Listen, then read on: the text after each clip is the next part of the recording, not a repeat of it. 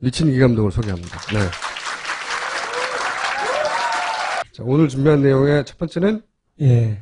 이번에 저번 방송에서도 얘기했지만 해시먼이라고 해서 네. 드디어 발표를 했어요. 이른바 그 바다 위의 CSI로 보이는 분, 그렇죠. 불리는 분들이래요. 해양사고가 났을 경우 네. 이분들이 가장 먼저 달려가서 이분들이 가장 먼저 배에 있는 자료와 그리고 옥상에 있는 AS 데이터나 이런 걸 다 가져가요. 네. 제일 먼저 확보하고. 왜냐면 일반 경찰, 검찰들은 봐도 모르니까. 그리고 나서 사고가 이렇게 났다라고 판결을 내리고 이분들의 판결이 사실상 최종 판결이에요. 전문가로서는. 네.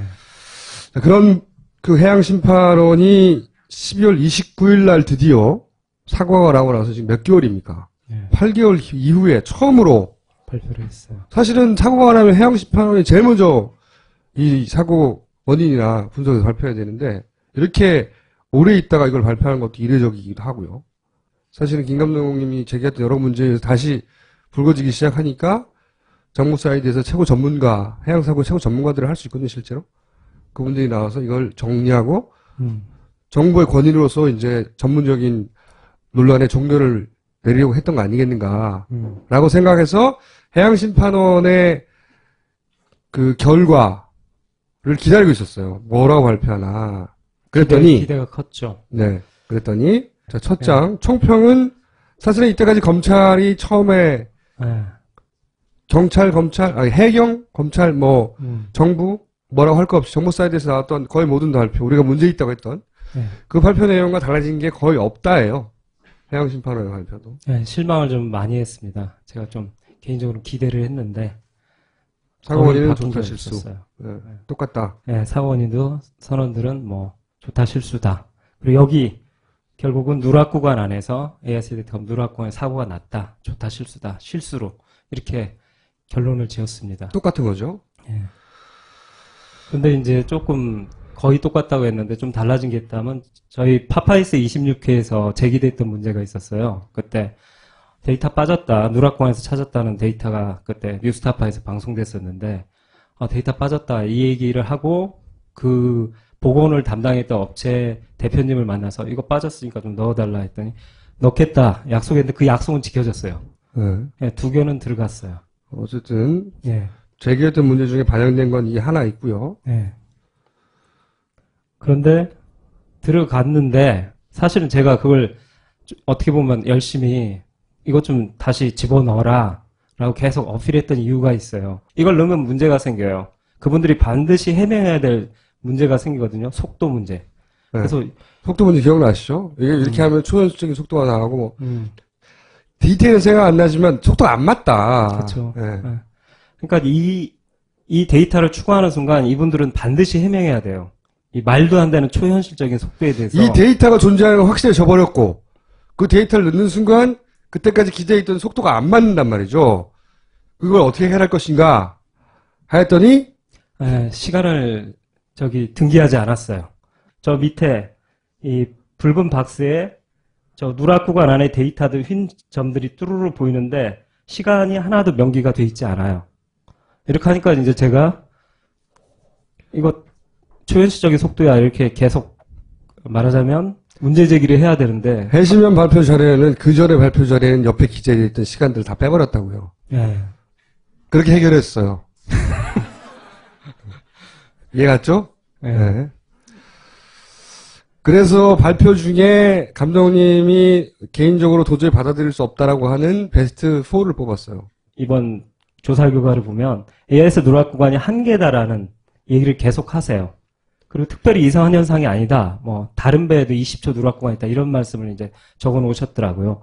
그러니까 누락 구간은 여기 계속 언론에서 나왔던 요 박스 안에 누락 구간이에요. 지금은 29초로 남아 있는데요. 근데 우리는 방송에서 김 감독님 찾아내기를 누락군이 총 4개다. 예. 라고 했죠. 예. 근데 계속 하나라고 주장을 하고 있어요. 근데 여기서 웃긴 건 뭐냐면 이분들이 해시먼 발표 자료라는 그 문서에 100몇 페이지 문서에 바로 요 제가 왼쪽에 보여드리는 이 자료를 첨부해 놨어요.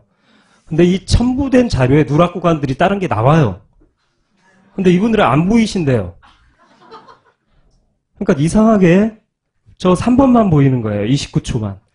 본인들 3번만 이때까지 언론에서 거론됐었으니까요. 네. 네. 자, 그게 황당하다. 나머지 누락 구간들은 그럼 어떻게 설명할 거냐. 네. 세 번째. 예, 황당베스 이제 3인데, 사실은 이분이 저 정부에서 발표하고, 그 정부에 어떤 고민이 있었는데 뭐냐면, 여기 세 점이 몰려있는 곳이 있었어요, 좌표들이. 그러면서 어떤 현상이 있었냐면, 이 선수값이 199, 213, 191로 가면서 말하자면, 시계 방향으로 이렇게 순환적으로 이렇게 회전할 땐 돌아야 되잖아요. 이렇게 돌아야 되는데, 갑자기 뒤로 도는 말도 안 되는 초자연적 현상이 나타나요. 배가 이렇게 휙 돌아야 되는데, 휙 네. 이렇게 돌았다는 거예요. 완전 비과학적인. 근데 이것 때문에 이제 한번 보시겠습니다. 한번 그 밑을 보시면 예, 플레이 버튼이 나오거든요. 하다가 이렇게 돈대요. 이게 말이 안 되는 거거든요. 전문가들이 보면 이게 AS 때 이거 너무 이상하다. 이건 말이 안 된다. 현실적으로 존재할 수 없는 AS 데이터거든요. 그때 그런 문제 제기를 했었어요. 예. 그때 이제 나침판 고장서를 그분들이 갖고 나왔다가 이번에 해심원이 나침판 고장서를 철회하고 안테나 교체론으로 갔어요. 어떤 식이냐면 이제 이것도 한번 얘기했었죠. 안테나가 두 개가 있는데 주 안테나가 있고 보조 안테나가 있고 근데 예. 주 안테나로 잡다가 보조 안테나로 잡으면 그 간격만큼 차이가 생길 수 있다. 예. 라고 관전센터를 관리하는 업체 사장님이 그런 얘기를 했다. 네. 여하간에 그때 했을 때 제가 그 GCS 사장님을 만나서 대표님을 만나서 이거 안테나 교체로 설명이 안 된다라고 분명히 말했고 반박을 못 하셨거든요. 근데 그걸 그대로 또 집어넣어 갖고 그걸 이 말도 안 되는 이 역회전 현상을 갖다 해결이 아니죠. 그러니까 더 상황을 악화시켰어요. 악화시킨 걸 한번 보시겠습니다. 이것도 그래서 이제 그 말대로 다시 재구성을 했더니 그림이 어떻게 되냐면 이렇게 됩니다.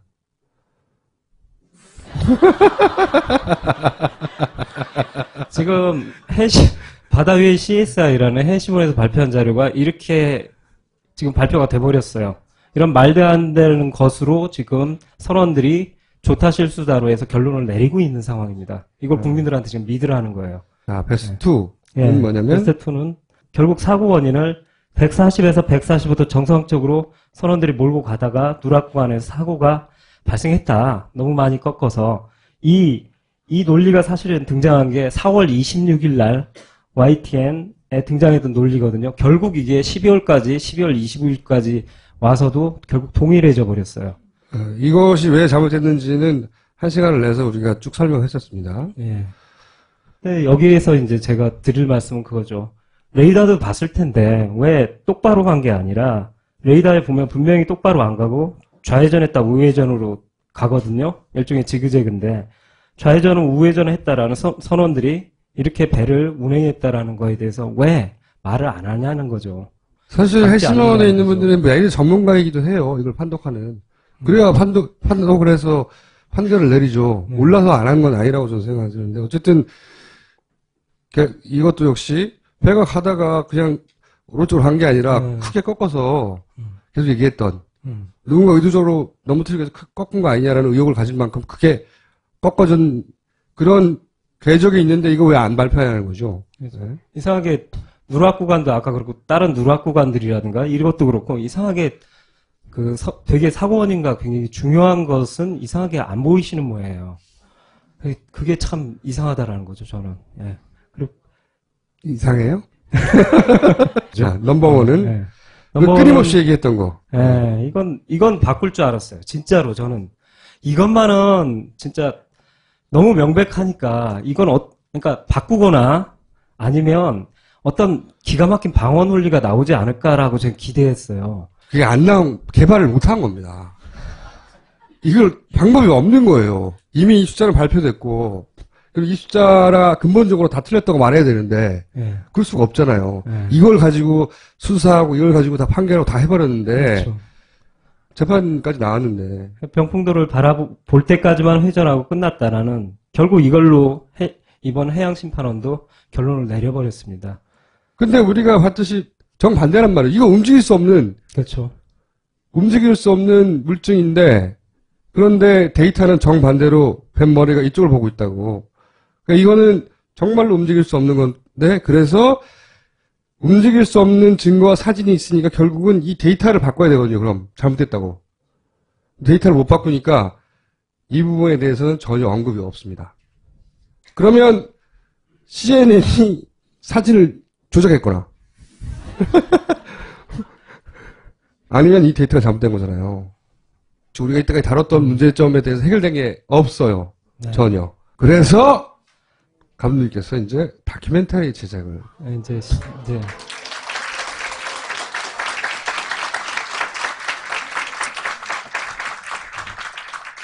하겠다고 하면서 예고편을 만들었습니다. Car 727, Car 727, open door at the Watergate office building. Possible burglary.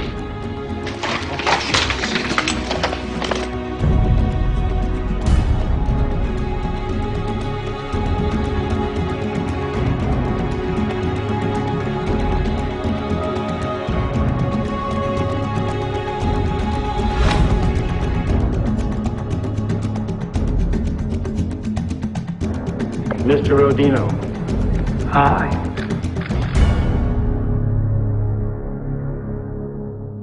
Therefore, I shall resign the presidency effective at noon tomorrow.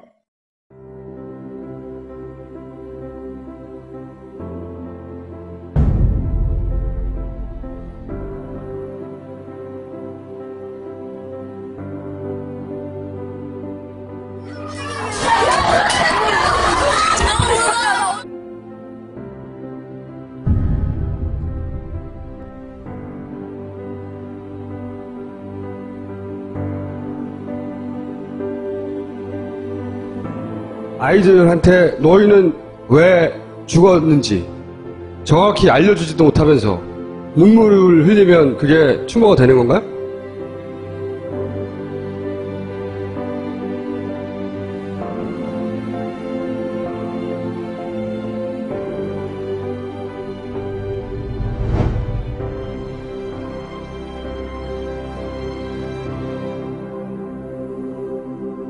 This is the first image of the doomed Sewol ferry.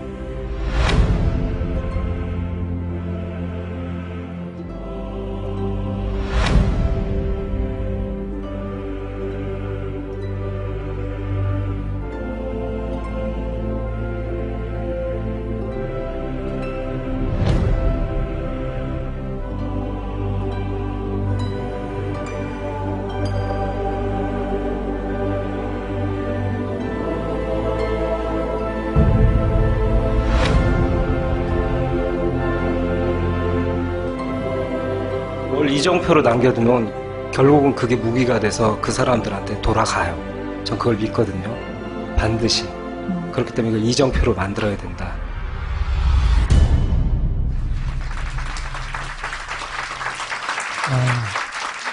좀 큰 발표인데요. 굉장한 발표인데 제가 좋은 제작자를 구했습니다. 능력 있고 유머러스한 아주 정말 능력 있는 믿을 만한 제작자를 구했다는 말씀을 제가 드리려고요.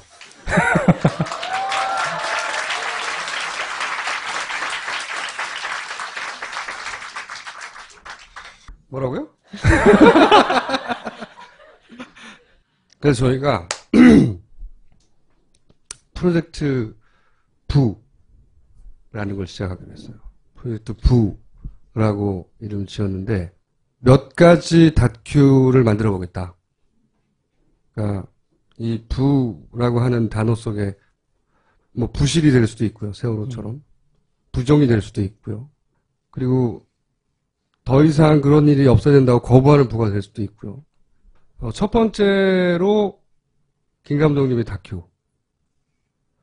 그리고 두 번째 프로젝트로는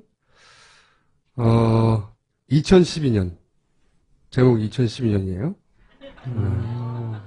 2012년에 많은 일들이 있었죠. 네. 그리고 세 번째로는 공모를 합니다.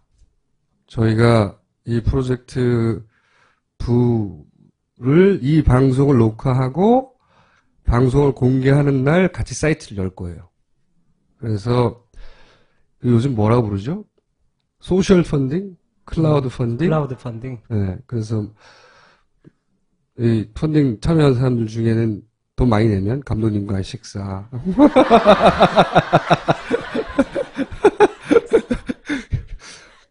큰 상은 안 되겠죠? 기타 등등등. 그래서 저희가 그걸 모아서 올 한 해는 그걸 만들어 볼 거예요.